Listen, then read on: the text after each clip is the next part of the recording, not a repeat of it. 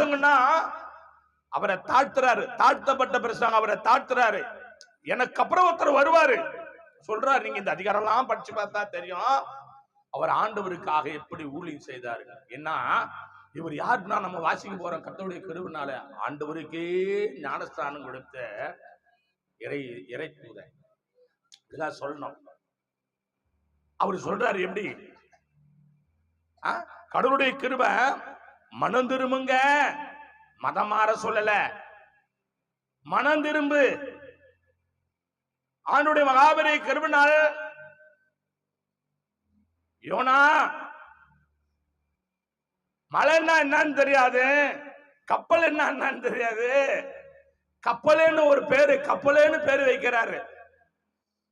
கப்பலை செய்யணும்வா, கப்பல் எப்படிங்க இருக்கான் என்ன பார்த்ததில்ல. மழை வரப்போகுது, மழை எப்படி இருக்கா ஐயா?